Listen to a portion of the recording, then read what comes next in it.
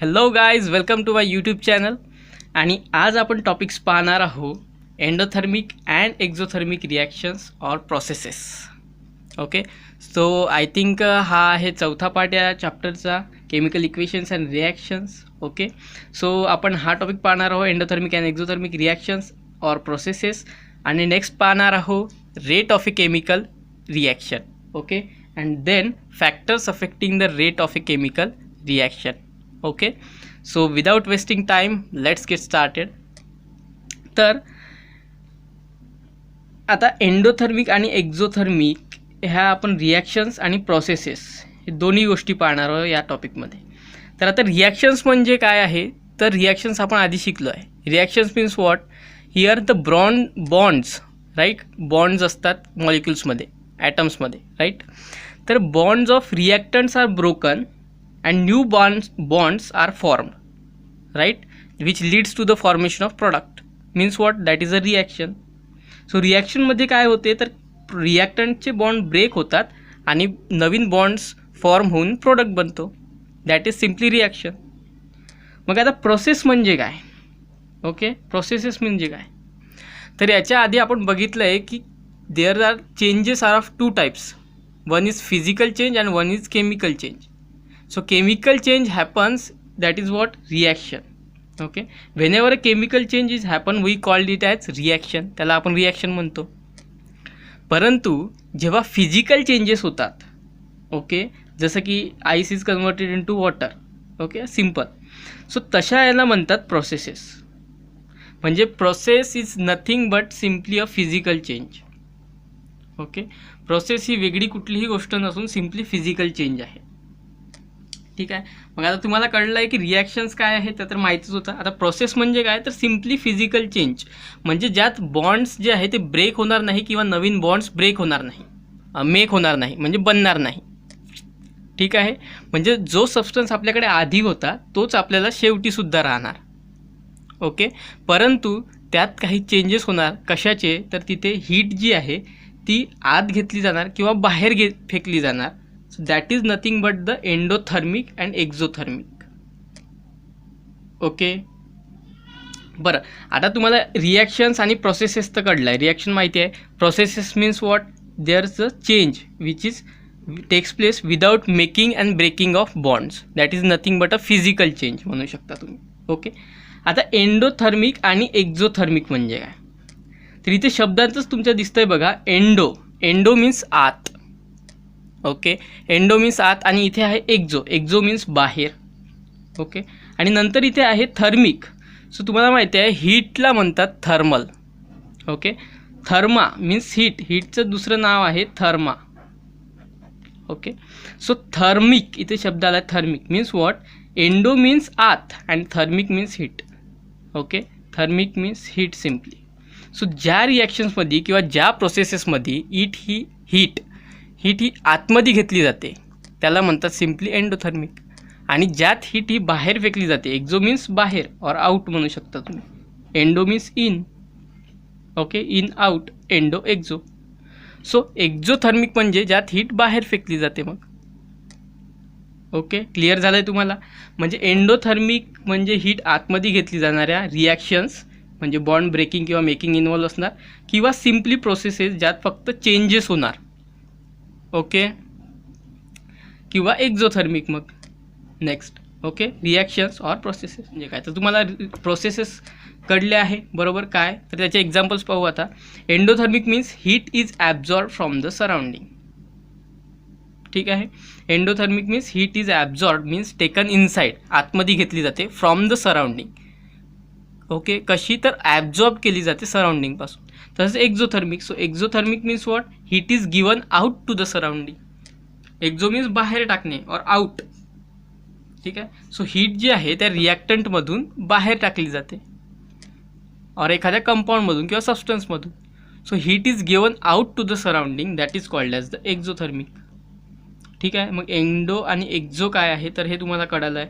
Okay, तर आता आपण बघूया की एंडोथर्मिक आणि एक्झोथर्मिक प्रोसेसेसचे एक्झाम्पल्स कुठले आहे मग. ओके, तर हे बघा, मी काय केलं आहे, दोन मी प्लास्टिकच्या बॉटल्स घेतल्या आहे. ओके, ही एक बॉटल आहे आणि ही एक बॉटल आहे.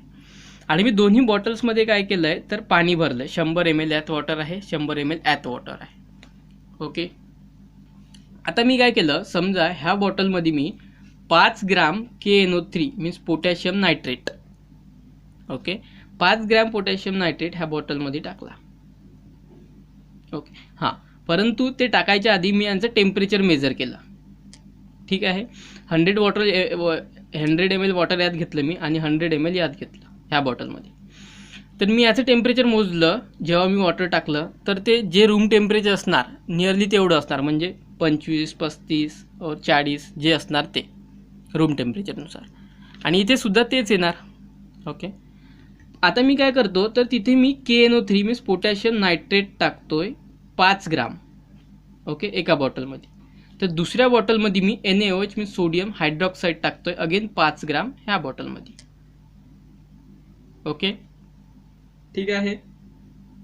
आता मी काय करतो की आता मी आणखी थर्मोमीटर घेतो आणि ह्या बॉटलमध्ये डिप करतो आणि याचं टेम्परेचर मेजर करतो. ओके, तर मला असं लक्षात येणार की याचं आधी जे टेम्परेचर होतं त्यापेक्षा आता जे टेम्परेचर झालं आहे ते डिक्रीज झालं आहे. ओके, म्हणजे रिझल्टंट जे टेम्परेचर आहे सोल्युशनचं ते कमी झालं आहे आधीच्यापेक्षा. ओके, म्हणजेच काय झालं असेल इथे तर हा जो KNO3 आहे त्याने सराउंडिंगमधली जी हीट आहे ती स्वतःमध्ये ॲब्झॉर्ब केली, त्यामुळे इथलं जे पाण्याचं टेम्परेचर आहे ते कमी झालं. ओके, इथे बघा, इथे काय आहे NaOH आहे, बरोबर. आता NaOH जेव्हा मी याच्यात टाकला तर तो का तेव्हा जे टेम्परेचर आहे पाण्याचं ते इन्क्रीज होतं. म्हणजे आधी जर तुमचं टेम्परेचर इथे जर 37 असेल तर आता तुम्ही बघाल NaOH टाकल्यानंतर ते तुम्हाला 50 दिसणार, तुम्ही जर थर्मोमीटरने मोजलं तर. तर हे का होतं आहे, कारण हा जो NaOH आहे तो त्या ज्या वॉटरमध्ये आहे स्वतःमधली हीट रिलीज करतोय किंवा आउट करतोय किंवा सराउंडिंगला देतोय, म्हणजेच काय तर एक्झोथर्मिक.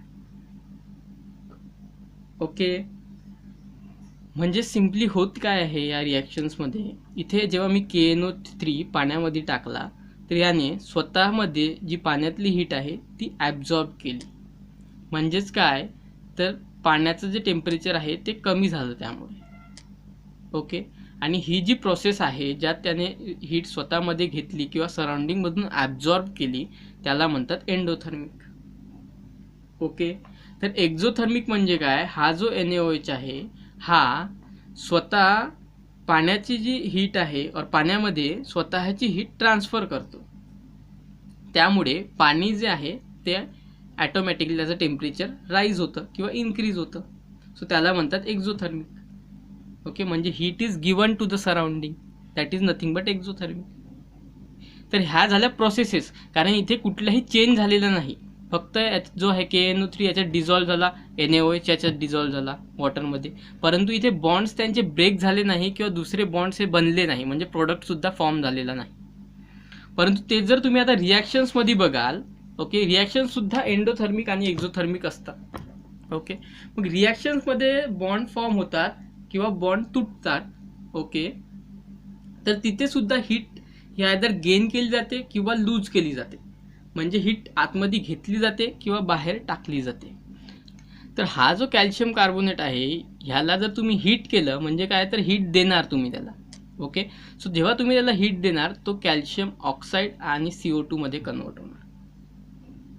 ओके, म्हणजे जिथे बघाल तर ही रिॲक्शन कुठली आहे तर डिकम्पोजिशन टाईपची रिॲक्शन आहे, एका याच्यापासून 2 प्रोडक्ट्स भेटत आहे आपल्याला, बरोबर. परंतु इथे होत काय आहे, तुम्ही जर कॅल्शियम कार्बोनेटला असंच ठेवलं रूम टेम्परेचरवर तर काहीच होणार नाही.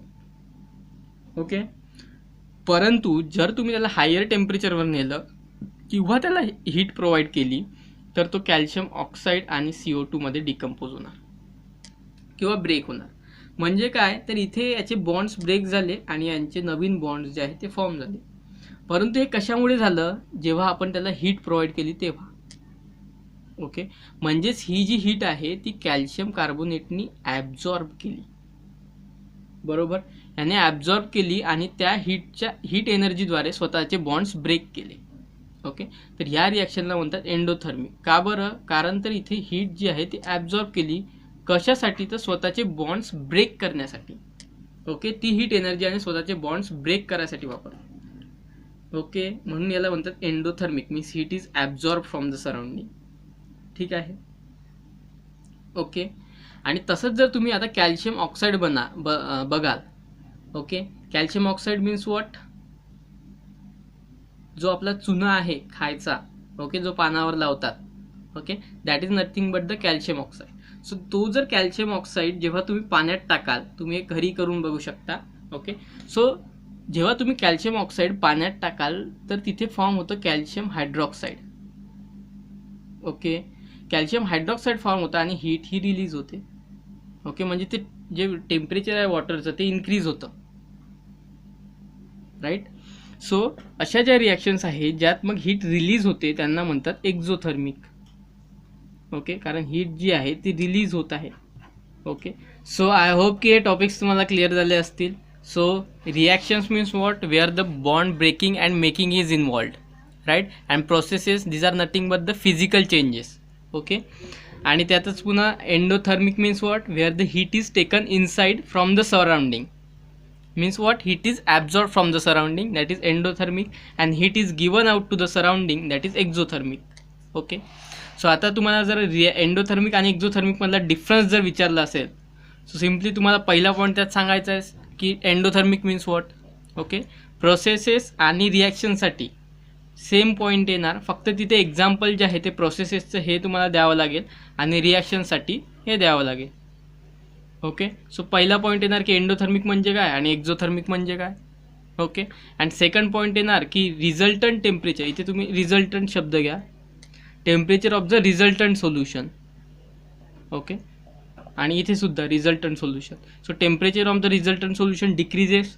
का बरं? तर हीट आतमध्ये घेतली आहे त्या सबस्टन्सनी, बरोबर. त्यामुळे जे आता इथे ज्या सबस्टन्स टाकला होता त्याने वॉटरची जी हीट आहे ती स्वतःमध्ये घेतली, सो दॅट वॉटरचं टेम्परेचर कमी झालं. So temperature of resultant solution decreases and here temperature of resultant solution increases. Okay, so अशा पद्धतीने तुम्ही सांगू शकता यांच्यामधलं डिफरन्स काय आहे ते. ओके, सो आय होप की हे टॉपिक्स तुम्हाला क्लिअर झाले असतील. आता इथे तुम्हाला काही क्वेश्चन्स विचारले आहे यूज युअर ब्रेन पॉवरमध्ये. What is the difference in the process of dissolution and chemical change? तर डिझॉल्युशन आणि केमिकल रिॲक्शनमध्ये काय फरक आहे तो तुम्हाला क्वेश्चन विचारला आहे.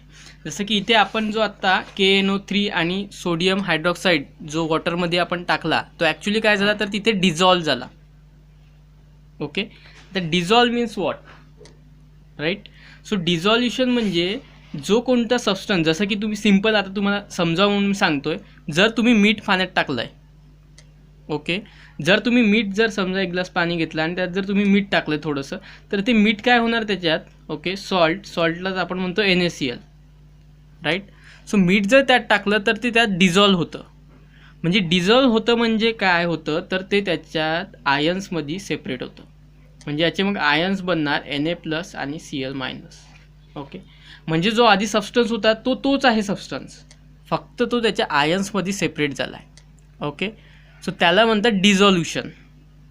Okay, means the substance get dissolved into a solvent और solute get dissolved into a solvent by the formation of ions. ठीक आहे. सो डिफरन्स एवढाच आहे की in dissolution new substance is not form and in chemical reaction new substance is form. Here bond breaking is not involved but in chemical reaction bond breaking is involved. Okay, so this is the difference between dissolution and a chemical reaction. Dissolution means simply तुम्ही salt NaCl जर add केलं वॉटरमध्ये किंवा sugar add केली वॉटरमध्ये, ठीक आहे. आता डिझॉल्युशनमध्ये bond breaking होतंच असंही नाही. म्हणजे जसं की तुम्ही NaCl बघाल, NaClमध्ये आता हा जो बॉन्ड आहे हा पार्शली ब्रेक झाला आहे, म्हणजे Na+ आणि Cl- आयनमध्ये सेपरेट झाला आहे, बरोबर. पण तेच जर तुम्ही शुगर घ्याल, शुगरला जर वॉटरमध्ये ॲड केलं, राईट, तर ह्याचा फॉर्म्युला आहे C12H22O11.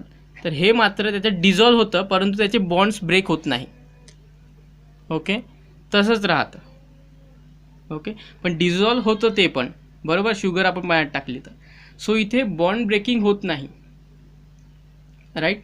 म्हणजेच काय तर डिझॉल्युशन प्रोसेसमध्ये बॉन्ड ब्रेकिंग होतं सुद्धा आणि होत सुद्धा नाही, परंतु केमिकल रिॲक्शनमध्ये बॉन्ड ब्रेकिंग होतं.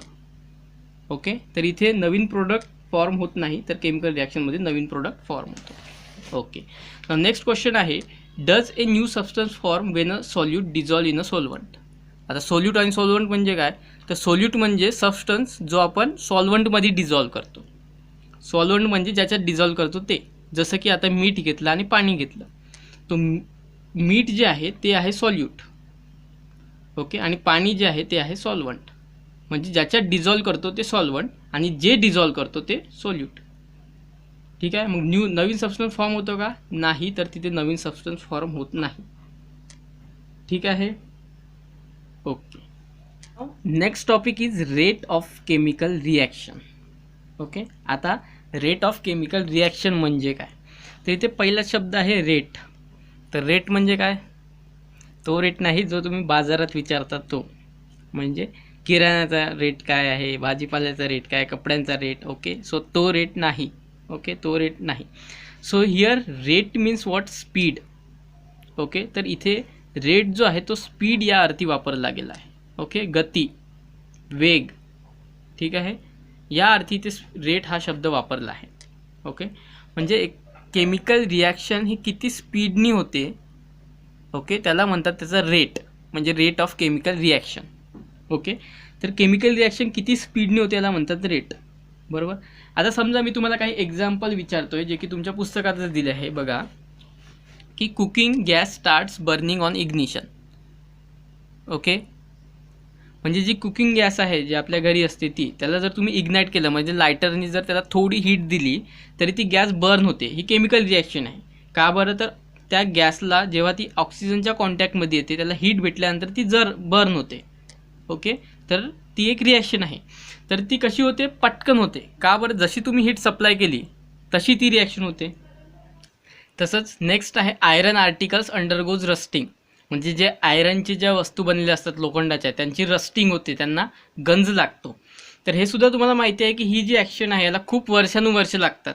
म्हणजे ही स्लोली होणारी रिॲक्शन आहे केमिकल रिॲक्शन. कारण रस्टिंगसुद्धा ही केमिकल रिॲक्शन आहे. जेव्हा ॲटमॉस्फिअरच्या कॉन्टॅक्टमध्ये येते आयरन, तेव्हा त्याच्यात ऑक्सिजनचे एक्सचेंज होऊन त्यात रस्टिंग होते. सो ही केमिकल रिॲक्शन तुम्ही बघाल तर ही खूप स्लो होते. तर ही कुकिंगची जी आहे, cooking gas starts, okay, burning on ignition, he slow he fast reaction आहे. ओके, तर ही फास्ट आहे, ही स्लो आहे. तसंच तुम्ही इरोजन बघाल रॉक्सचं, ज्याच्यापासून सॉईल बनते, तर ते सुद्धा केमिकल रिॲक्शनच आहे.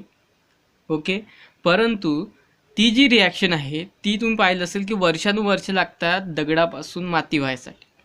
ओके, कारण पटकन तर कुठली गोष्ट ती होत नाही. ओके, तर ही सुद्धा एक लॉंग रिॲक्शन आहे किंवा ते खूप स्लोली होणारी रिॲक्शन आहे. ओके, तसंच alcohol is form on mixing yeast in glucose solution under proper condition. तर ही सुद्धा एक खूप टाईम घेणारी रिॲक्शन आहे.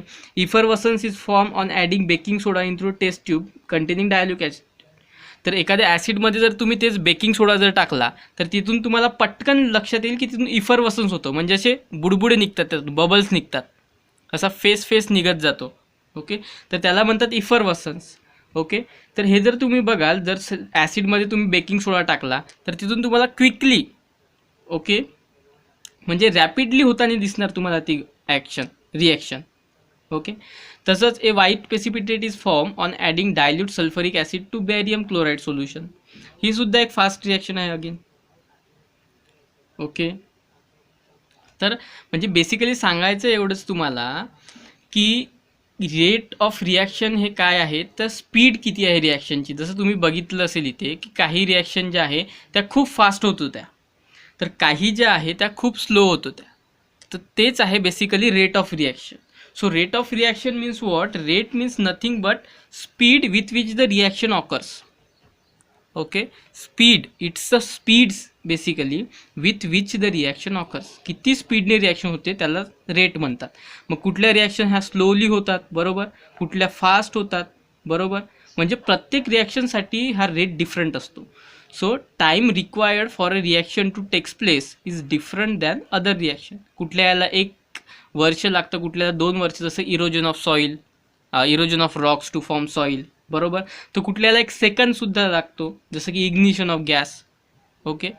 So that is nothing but the rate of reaction, means what, speed with which the reaction occur, त्याची speed किती आहे. Okay, that is the rate of reaction. आता हे इम्पॉर्टंट का आहे. ओके, इम्पॉर्टंट याच्यासाठी आहे की आपल्याला हे स्टडी करावं लागतं, की कारण कुठल्याही ज्या रिॲक्शन्स आपल्या भोवती होतात किंवा ज्या मोठ्या मोठ्या इंडस्ट्रीजमध्ये ज्यांच्यापासून वस्तू बनवल्या जातात, तर तिथे आपल्याला हे माहिती पाहिजे की त्या रिॲक्शनला जो रेट आहे रिॲक्शनचा तो किती आहे. सो दॅट आपल्याला हे माहिती पडणार की आपल्याला ही वस्तू बनवायला किती वेळ लागेल. ओके, म्हणून त्याचा रेट माहिती असणं हे इम्पॉर्टंट आहे. ओके, आता रेट जर समजा एखाद्या रिॲक्शनचा खूप कमी असणार तर ऑब्व्हियसली आपल्याला त्याला वाढावं लागेल, कारण तेवढा वेळ तर आपण वाट पाहू शकत नाही एखादा प्रोडक्ट बनवासाठी. ओके, सर आता आपण पाहणार आहोत factors affecting the rate of chemical reaction. तर हा टॉपिक आपण याच्यासाठी पाहतोय, समजा एखादी केमिकल रिॲक्शन स्लो असेल आणि आपल्याला जर तिचा रेट वाढवायचा असेल, सो दॅट आपल्याला जो प्रोडक्ट पाहिजे आहे तो जर आपल्याला क्विकली भेटावा म्हणून. ओके, तर जो रेट आहे रिॲक्शनचा तो काही फॅक्टरवर डिपेंड करतो, म्हणजे काही फॅक्टर्स त्या रेटला अफेक्ट करतात. ओके, म्हणजे एखादी गोष्ट जर वाढवली तुम्ही त्या रिॲक्शनमध्ये तर ती रिॲक्शन फास्ट होणार, किंवा एखादी गोष्ट कमी केली तर ती रिॲक्शन फास्ट होणार. ओके, तर these are nothing but the factors. Factor म्हणजे काय, तर घटक. ओके, फॅक्टर मीन्स घटक. ओके, या घटकांवर. Okay, so on these factors rate of chemical reaction depends. Okay, तर कुठले कुठले जसे फॅक्टर्स आहेत, तर पहिला आहे मग नेचर ऑफ रिॲक्टंट्स. ओके, रिॲक्शनमध्ये असतात रिॲक्टंट्स आणि प्रॉडक्ट्स, बरोबर. आता तुम्ही जर काय केलं, एखादी रिॲक्शन होत आहे सपोज, तर त्या रिॲक्शनमध्ये जर ती फास्ट करायची असेल तर ती डिपेंड करते त्याच्या रिॲक्टिव्हिटीवर, फास्ट आहे की स्लो आहे. म्हणजे बेसिकली काय, तर रेट रिॲक्शनचा रिॲक्टिव्हिटीवर डिपेंड करतो रिॲक्टंट्सच्या. ओके, रिॲक्टंट्सच्या रिॲक्टिव्हिटीवर डिपेंड करतो. सपोज आता जसं की मी हा ॲल्युमिनियम आहे. ओके, हा मेटल आहे. मी जेव्हा याला HCl मध्ये टाकलं, ओके, ॲसिडमध्ये, तर मला AlCl3 आणि H2 गॅस भेटते, बरोबर. आणि तेच जर रिॲक्शन मी सेम झिंकसोबत जर केली, त्यात HCl मध्ये जर झिंक टाकला तरीही मला ZnCl2 इथे आणि H2 गॅस भेटते. परंतु जेव्हा तुम्ही या दोन्ही रिॲक्शनचा रेट जर कम्पेअर कराल तर ॲल्युमिनियमसोबतची जी रिॲक्शन आहे ती खूप फास्ट होते. ओके, किंवा खूप क्विकली होते. परंतु ते Zn सोबत जर केली तुम्ही HClची रिॲक्शन तर ती खूप स्लो होते. म्हणजे ह्याला व्हायला जर तुम्हाला 1-2 मिनटं लागत असेल तर ही जी आहे ही तुम्हाला व्हायला 5 मिनिट लागते. मग असं का, कारण हे दोन्ही तर मेटलच आहेत. ओके, तुम्ही सेम अमाऊंटमध्ये घ्या, सेम क्वांटिटीमध्ये घ्या, तेही डिपेंड करणार. ओके, पण इथे आपण जे बेसिकली डिस्कस करत आहोत ती म्हणजे रिॲक्टिव्हिटी. कारण बाकी जो दुसरा जो रिॲक्टंट आहे HCl तो सेम आहे. मग यात फरक काय आहे, तर ॲल्युमिनियम जो आहे तो मोर रिॲक्टिव्ह आहे झिंकपेक्षा. ओके, आणि हा जो रिॲक्टिव्हिटी आहे हा आपण इन डिटेल मेटलरी जो चॅप्टर आहे की कुठल्या मेटलची रिॲक्टिव्हिटी जास्त असते कुठल्याची कमी असते तो तिथे डिस्कस करणारच आहोत, डोंट वरी. सो बेसिकली सांगायचं हेच की एखाद्या रिॲक्टंटची रिॲक्टिव्हिटी जर जास्त असेल तर त्या रिॲक्शनचा रेटसुद्धा जास्त असतो. Okay, so nature of reactant म्हणजेच काय, तर त्यातला एक फॅक्टर तुम्ही रिॲक्टिव्हिटी सांगू शकता की ग्रेटर द रिॲक्टिव्हिटी, म्हणून त्यातून तुम्ही सांगू शकता की ग्रेटर द रिॲक्टिव्हिटी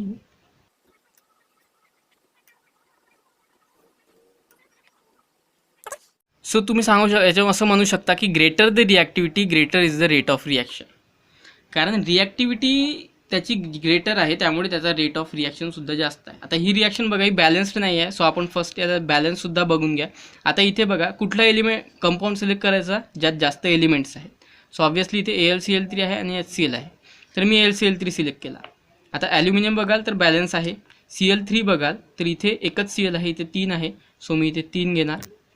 आता हायड्रोजन बघा इथे 3 झाले आहे आणि इथे 2च आहे, बरोबर. तर मी काय करा, इथे आता 3 घेऊन घेतो, सो दॅट इथे आता 6 झाले आहे हायड्रोजन आणि मी इथे 6 करतो आहे, सो दॅट आता बॅलन्स झाले हायड्रोजन.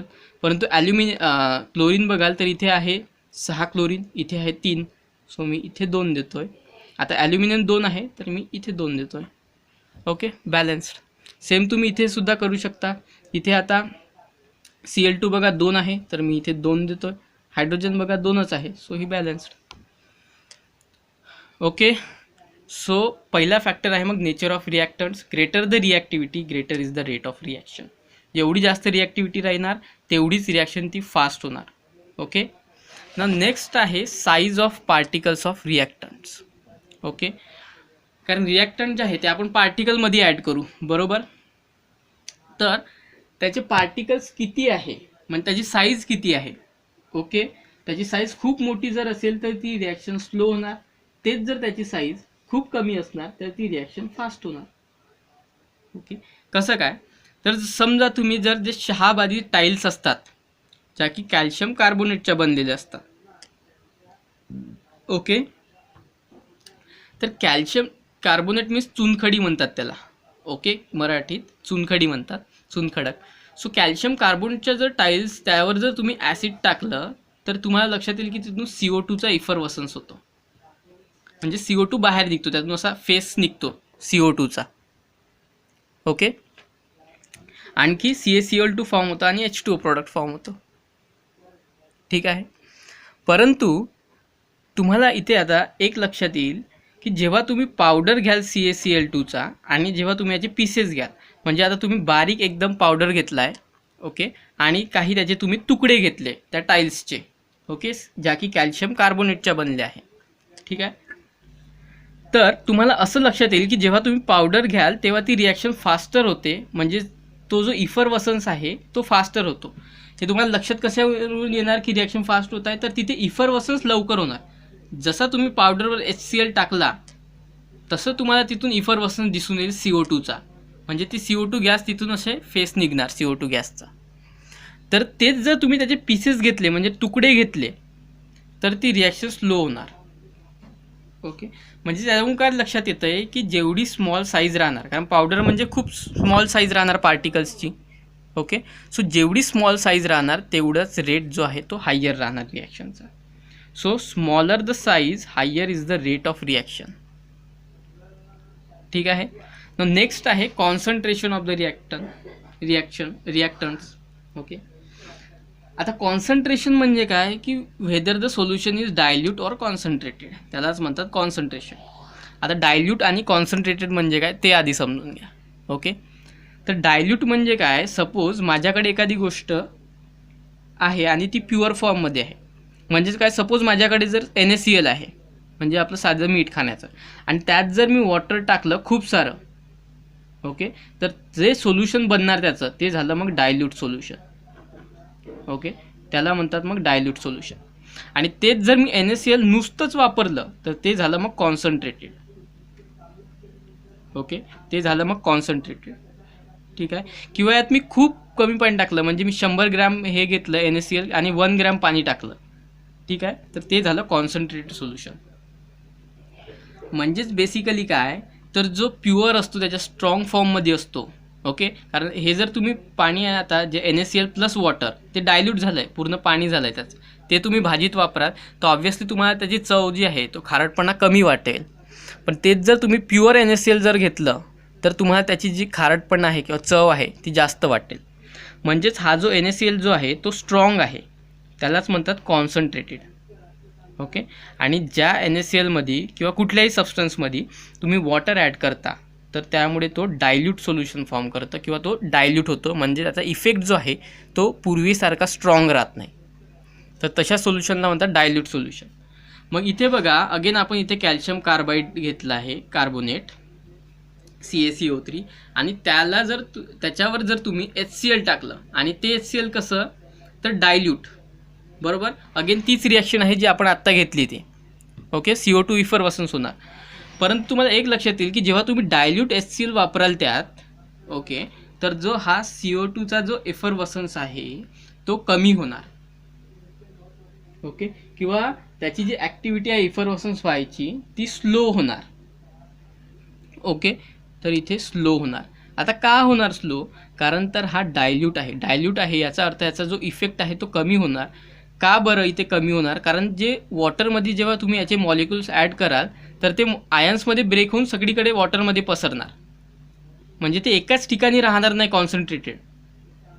ठीक आहे, त्यामुळे ह्याचे जेव्हा मॉलिक्युल्स येणार रिॲक्ट व्हायला तेव्हा त्यांना ते सहज सापडणार नाही, कारण ते डिस्ट्रीब्यूट झालेले असणार वॉटरमध्ये. सो दॅट ती रिॲक्शन स्लो होणार आणि इथे इफरवसन जो आहे CO2चा तो सुद्धा कमी होणार किंवा हळू होणार. ओके. तसंच जेव्हा तुम्ही मग कॉन्सन्ट्रेटेड घ्याल तर ऑब्व्हियसली तिथे जे आहे आयन्सचं कॉन्सन्ट्रेटेड जास्त असणार, म्हणजे आयन्स जे आहे ते जवळजवळ असणार, ते आता दूर जाणार नाही. सो दॅट हा मॉलिक्यूल येणार आणि पटकन रिॲक्ट होणार, कारण मॉलिक्यूल जवळजवळ आहे म्हणून. आणि CO2चं जे इफरवसन्स आहे ते खूप फास्ट होणार, म्हणजे इथे रिॲक्शनचा जो रेट आहे तो फास्ट होणार आणि इथे रिॲक्शनचा रेट स्लो होणार. ओके. म्हणजे त्याच्यावरून तुम्ही काय म्हणू शकाल की higher the concentration of acid higher is the rate of reaction. Concentration म्हणजे काय तर डायल्यूट आहे की सोल्युशन. ओके. कॉन्सन्ट्रेशन म्हणजे नंबर ऑफ आयन्स तुम्ही म्हणू शकता, आयन्स किती आहे. So higher is the concentration higher is the rate of reaction. Okay. Next आहे यात टेम्परेचर ऑफ रिॲक्ट. म्हणजे जसं तुम्ही टेम्परेचर वाढाल तसं रिॲक्शनचा रेटसुद्धा वाढतो. सिम्पली जे आपण आधी एक्झाम्पल घेतलं होतं की लाईम वॉटर जो आहे तो जसं की मी तुम्हाला पुस्तकातच दाखवतो आहे. आपण इथे एक ॲक्टिव्हिटी घेतली होती. हां, ही बघा, इथे कॅल्शियम कार्बोनेटला आपण जेव्हा हीट केलं तेव्हा तिथून CO2 रिलीज झाला, बरोबर, आणि तो लाईम वॉटर मिल्की टर्न झाला. तर हे कधी झालं, जेव्हा याला हीट केलं आपण कॅल्शियम कार्बोनेटला तेव्हा. म्हणजेच काय, जेव्हा टेम्परेचर वाढलं तेव्हा ही रिॲक्शन झाली, अदरवाईज रिॲक्शन होणार नव्हती. ठीक आहे. सो हीटिंग म्हणजेच increase in temperature increases the rate of reaction. ठीक आहे. So as the temperature increases rate of reaction also increases, बरोबर. जसं की तुम्ही सिम्पली बघा, जेव्हा तुम्ही गरम पाणी घ्या, थंड पाणी घ्या आणि त्यात साखर टाकून ठेवा, आणि तेच तुम्ही गरम पाणी घ्या आणि त्यात साखर टाका, तुम्हाला लक्षात येईल की साखर जी आहे ती गरम पाण्यातली जास्त लवकर विरघळेल. का बरं? Because as the temperature increases rate also increases, rate of reaction increases. ठीक आहे. नेक्स्ट आहे कॅटॅलिस्ट. आता हा कॅटॅलिस्ट म्हणजे काय, तर कॅटॅलिस्ट म्हणजे असा सबस्टन्स की जेव्हा, म्हणजे आता तुमच्या रिॲक्शनची सपोज जे रेट आहे तो ह्या 4 फॅक्टरनी होत नसेल, नेचरनी किंवा साईज ऑफ पार्टिकल तुम्ही इन्क्रीज केले किंवा कॉन्सन्ट्रेशन जरी वाढवलं, टेम्परेचर वाढलं तरी होत नसेल, शेवटी मग कॅटॅलिस्ट वापरतात. सो कॅटॅलिस्ट म्हणजे काय, असा सबस्टन्स जो जेव्हा रिॲक्शनमध्ये जर तुम्ही टाकला तर ते जे रिॲक्टंट्स आहे त्यांचं कॉन्सन्ट्रेशन तर चेंज करणार नाही, ओके, पण त्यांचा रेट वाढवणार. त्यांचं कंपोजिशन चेंज करणार नाही पण रेट वाढवणार. ठीक आहे. त्यांच्यासोबत इंटरफेअर करणार नाही परंतु रेट वाढवणार. म्हणजे हा जो सबस्टन्स आहे तो फक्त नावापुरता राहणार आणि तो फक्त तिथे, म्हणजे तो रिॲक्शनमध्ये भाग घेणार नाही. ठीक आहे. पण तो तिथे फक्त रिॲक्शनचा रेट वाढवणार. So a substance in whose presence the rate of chemical reaction changes, rate change होतो, okay, without causing any chemical change. म्हणजे कुठलाही तिथे चेंज न होता त्या याच्यामुळे, त्या कॅटॅलिस्टमुळे, परंतु रेट वाढतो, तर त्याला म्हणतात कॅटॅलिस्ट. आणि कॅटॅलिस्टसुद्धा असाच एक कंपाऊंड असतो आणि तो वेगवेगळ्या रिॲक्शनसाठी वेगवेगळा असतो. ठीक आहे. जसं की आता मी KClO3 हा जर कंपाऊंड घेतला, ओके, आता ह्या कंपाऊंडला जेव्हा मी हीट केलं तेव्हा तो KCl आणि O2 मध्ये ब्रेक होणार. ठीक आहे. ही रिॲक्शन बघा, ही बॅलन्स्ड नाही आहे. सो मी आता याला बॅलन्स करून घेतो. आधी इथे बघाल तर K एकच आहे, K एक आहे, Cl एक आहे, Cl एक आहे, O3 आहे, इथे O2 आहे. ओके. सो मी इथे 3 घेऊन घेतो आहे, मग 3 आहे. आता इथे 6 झाले O, बरोबर आहे. सो मी इथे आता 2 घेतो आहे, म्हणजे आता इथे 6 झाले, परंतु याचा कॉन्सन्ट्रेट चेंज झाला आहे, तर इथे 2 आहे, तर मी इथे सुद्धा 2 घेतो. सो बॅलन्स झाली. ओके. तर ही जी रिॲक्शन आहे ह्या रिॲक्शनसाठी, तसंच जेव्हा तुम्ही याचं टेम्परेचर जरी इन्क्रीज कराल, ओके, इथे हीट देत आहो, पण तुम्ही जरी टेम्परेचर इन्क्रीज केलं तरी ह्या रिॲक्शनचा रेट वाढत नाही. तुम्ही जर याचं कॉन्सन्ट्रेशन वाढवलं KClO3चं तरीसुद्धा याचा रेट वाढत नाही. ओके. तुम्ही जरी याची साईज जरी कमी केली, ओके, पावडर फॉर्ममध्ये जरी घेतला तरी याची जे रेट आहे तो वाढत नाही. मग अशा रिॲक्शनसाठी यूज केला जातो तो म्हणजे कॅटॅलिस्ट. तर इथे जो कॅटॅलिस्ट यूज केला जातो तो आहे MnO2, okay, manganese oxide. Okay. So हा जो MnO2 आहे हा बेसिकली रिॲक्शनमध्ये तर पार्ट घेत नाही, म्हणजे इथे त्यांचे मॉलिक्युल्स ब्रेक होऊन याला जॉईन होणार असं वगैरे काही होत नाही, तर हा जस्ट त्या रिॲक्शनचा रेट वाढवतो. ओके, तर अशा सबस्टन्सला म्हणतात कॅटॅलिस्ट. ठीक आहे. तशी दुसरी रिॲक्शन आहे H2O2 म्हणजे हायड्रोजन परऑक्साईड. त्याला जर तुम्ही हीट केलं किंवा काही केलं तरी त्याचा सुद्धा रेट वाढत नाही, परंतु जेव्हा तुम्ही त्या MnO2 ॲड करता तेव्हा मात्र तो फास्ट होतो. ही रिॲक्शन आधीसुद्धा होणार परंतु खूप स्लो होणार, मग त्याला 10 तास लागणार, 2, 4, 5, 10 दिवस लागणार. ओके, परंतु MnO2 जेव्हा तुम्ही टाकाल ह्या रिॲक्शन्समध्ये तेव्हा ती रिॲक्शन खूप फास्ट होणार, 1 तासात किंवा 1 मिनिटातही होऊन जाणार. ओके, ठीक आहे. इथे सुद्धा ही रिॲक्शन अगेन बॅलन्स नाही आहे, ती बॅलन्स करून घ्या. सो इथे H2 आहे, O2 आहे, इथे O3 आहे, बरोबर आहे, O3 आहे. सो मी इथे 2 घेतो आहे, म्हणजे इथे सुद्धा मला 2 घ्यावे लागतील. आता बघा इथे H4 झाले आहे, इथे सुद्धा H4 झाले आहे, ऑक्सिजनचे 4 झाले आहे, इथे 2 आणि इथे 2. ठीक आहे, तर बॅलन्स झाले आहे. ओके, तर आता तुम्हाला लक्षात येलं असेल की फॅक्टर्स काय करतात, तर बेसिकली रिॲक्शनचा रेट जो आहे तो आपण वाढवण्यासाठी उपयोग करतो. ओके, आणि हे 5ही जेव्हा तुम्ही फॅक्टर्स बघितले तर आता यातलं लक्षात कसं ठेवायचं हा एक प्रश्न येतो. ओके, तर यांना लक्षात ठेवायची एक सोपी टेक्निक आहे किंवा ट्रिक म्हणा, तुम्ही काहीही म्हणा. तर इथे बघाल तर प्रत्येक ठिकाणी जे आहे तो रेट वाढतोच आहे, फक्त एका ठिकाणी जो आहे तो उलट आहे. जसं की जेव्हा तुम्ही साईज जी आहे पार्टिकलची ती कमी घ्याल तेव्हा रेट वाढतो. ओके, तर आधीच्या यात बघाल नेचर ऑफ रिॲक्टंट, रिॲक्टिव्हिटी वाढली रेट वाढतो. ओके, आणि कॉन्सन्ट्रेशन वाढलं रेट वाढतो. ठीक आहे, तसंच टेम्परेचर वाढलं रेट वाढतो, कॅटलिस्ट टाकला रेट वाढतो. तर फक्त एकच जे आहे that is size of particles of reactant, ही जेव्हा स्मॉलर असणार तेव्हा रेट हायर असतो. तर हीच गोष्ट एक तुम्हाला कॉमन लक्षात ठेवायची आहे, बाकी सर्व ठिकाणी रेट इन्क्रीज होतो आहे. ओके, ठीक आहे. So that's all. I hope की तुम्हाला हा टॉपिक समजला असेल. ओके, आणखी इथे तुम्हाला काही क्वेश्चन्स दिले आहे, डू यू नो. सो हे जस्ट तुम्ही रीड केले तरी तुम्हाला समजून जातील, किंवा काही नाही समजले तर कॉमेंट सेक्शनमध्ये टाका, मी तुम्हाला ते तिथे आन्सर करेन. सो आय होप की तुम्हाला माझं शिकवणं आवडलं असेल.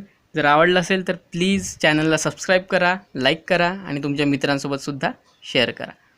So thanks for watching.